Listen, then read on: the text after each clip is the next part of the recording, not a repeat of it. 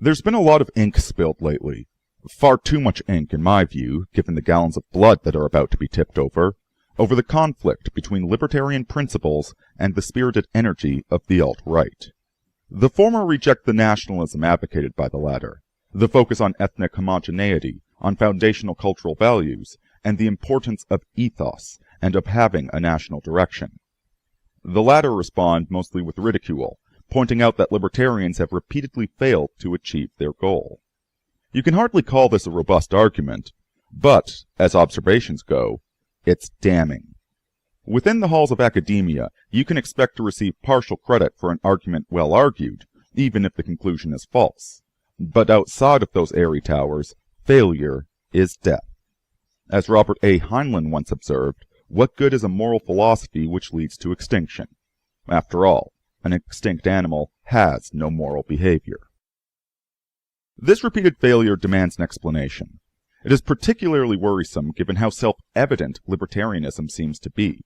Free markets lead to a rising tide which lifts all boats, and they are more effective at resisting monopoly than governments which fall prey to regulatory capture. The recognition of human rights and principles such as non-aggression are likewise self-evident. Respecting another man's property and right to free thought takes nothing away from any sane and ordered individual, and provide much better security in return than that offered by any police officer or Stasi agent.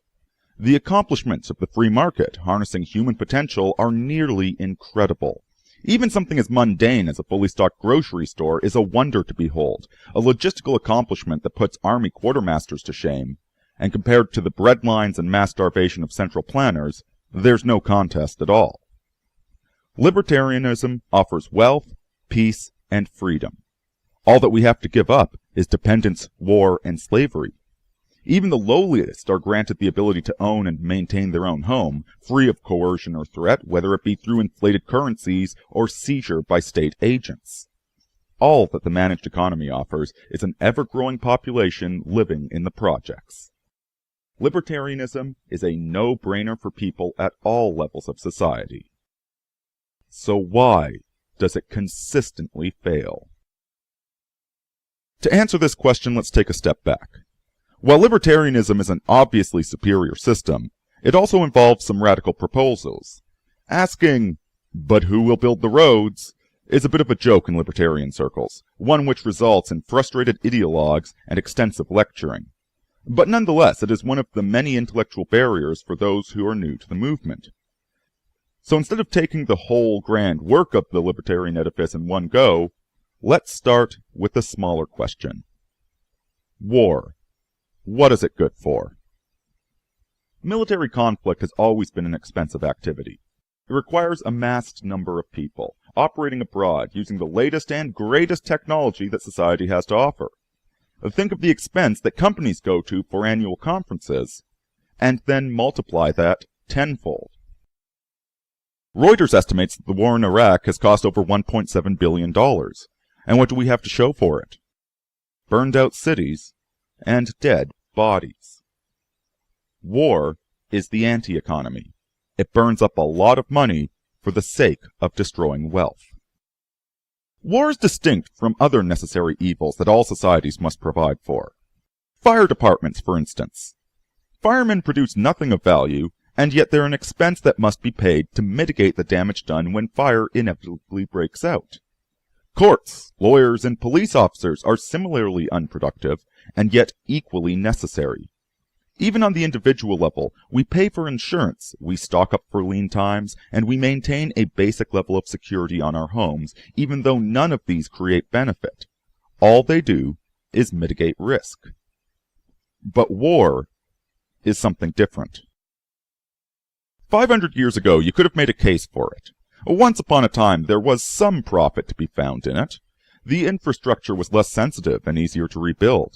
The disparities of wealth allowed for substantial loot and plunder. Installing your own tribe as the new rulers was a distinct possibility, with concrete benefits. Granted, very few wars proved to be profitable for anybody, even back then, but at least there was an argument to be made for those pursuing rational self-interest. That is no longer the case today. War has not been profitable for anybody for several centuries at least. Borders have barely changed because of it. Political advantage have been temporary at best, and no matter how decisive the victory, the victors have come out of it in worse shape than when they entered. All victories are Pyrrhic victories in the modern world, and almost everybody knows this. And yet war still remains. It is senseless, destructive, it benefits no one, and we'd all be better off if we stopped waging it. And yet war still remains. Let's get smaller still. The challenges of international diplomacy are, much like the arguments for libertarianism, rather esoteric. Despite most people acknowledging the senseless destruction of war, there are no obvious solutions forthcoming. There remains a sense that, even if war is destructive, the alternative is even worse. So instead of looking at the world stage, where we fight against the unknown other, let us consider something closer to home. Race riots, where the protesters destroy their own communities. Black Lives Matter has been terrorizing the nation for 3 years at this point, and they have utterly failed to advance the cause of Black America. Their primary effect has been to gut the inner cities, destroying the very businesses that blacks rely upon, and engender militancy in the police forces nationwide.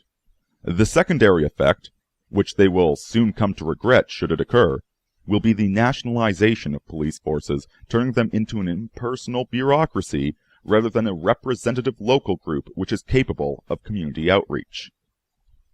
And yet, despite all of this, belief in the movement remains high.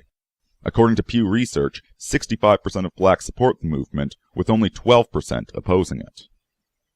There are many reasons for this, of course. Black Lives Matter is hardly occurring in a vacuum. George Soros's Open Society Institute has funded the movement to the tune of $670,000. The corrupt media establishment has misrepresented the situation, exaggerating and outright manufacturing the supposed racism of various police departments while covering up the senseless destruction being waged. The Democrats have been very effective in keeping blacks on the reservation, denying them political agency through the gimme dat and spread the wealth around culture. And finally, there's the fact that your average black American scores lower on IQ tests and has a higher time preferences than their white counterparts. All of this is true, and yet it's also completely irrelevant when we consider the obvious solution to the problems that exist. Question: what could blacks do to improve their lot in life and their standing in America? Answer: stop slinging drugs, having children out of wedlock, and burning down local businesses.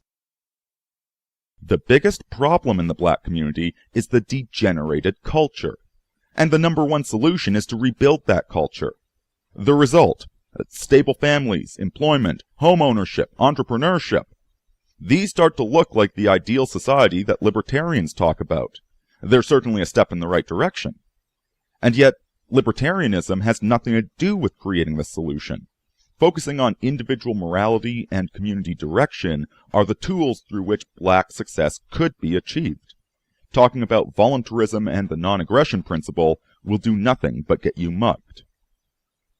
When we zoom out from the particular and look at Western civilization in general, the solution stays the same. Yes, there are hostile forces out there who seek the degradation and enslavement of Western peoples, and their primary tool of coercion is state bureaucracies. But a tool is all it is. And it's just one tool among many. Abolishing the state would take that particular tool away from them, but there are plenty of others, and our people would remain just as vulnerable, if not more, to the weapons at their disposal. This presents us with a dilemma. On the one hand, government is the problem. Socialism preys upon broken people by incentivizing their bad behavior, thus producing more broken people to serve. At the same time, government is necessary. When your society is full of broken people, only a monopoly of force can keep their negative behavior in check. In the ideal, realized world of libertarianism, the negative fallout from exploitative businesses and broken individuals would be minimal and swiftly corrected. But in the interim, we're left with questions of practicality and realistic policy. And when it comes to libertarian proposals, Which ones are going to be adopted first? Consider the libertarian stance on drugs, that whatever their negative effects might be, they're not so great an evil as the state-run apparatus which interdicts them. On this question, many will agree. The war on drugs has been an abysmal failure. But outside of political conjecture, is drug legalization a high priority? Is it a sensible policy to introduce when heroin overdoses have quadrupled since the turn of the century? Will legalizing drugs move us closer to, or further away from, the free society that libertarians hope to achieve? Now consider the fact that drug legalization has become one of the few topics which active libertarians are able to agree upon, the other being their celebration of pornography and sodomy in general. The merchant sells and the goyim buys. The problem in our civilization aren't caused by a lack of liberty. Rather, the erosion of liberty is a result of the problems with the general population.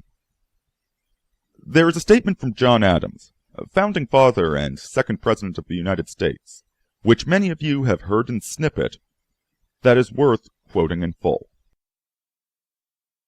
While our country remains untainted with the principles and manners which are now producing desolation in so many parts of the world, while she continues sincere and incapable of insidious and impious policy, we shall have the strongest reason to rejoice in the local destination assigned us by Providence.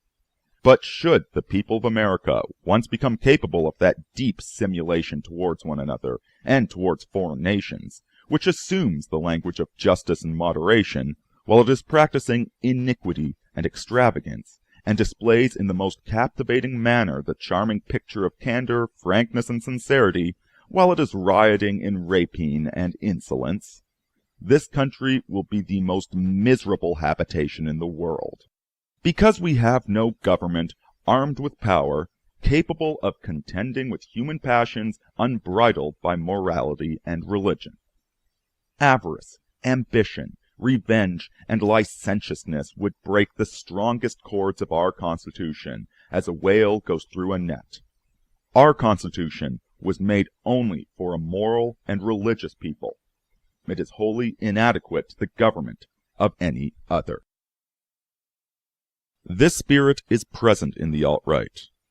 It may not be understood in its full philosophical glory, but nonetheless there is a realization that freedom without community is nothing more than atomization, leading to tyranny.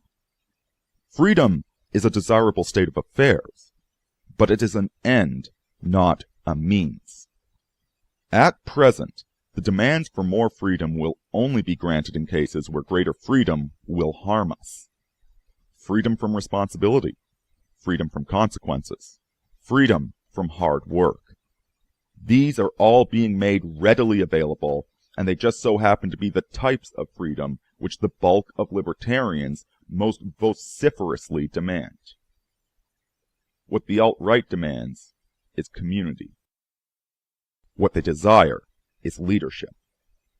What they celebrate are the heroic virtues which purify not only the individual, but the society as a whole. To achieve liberty, we must first return to discipline. We must embrace the social norms which are decried by the globalists. We must rediscover our faith.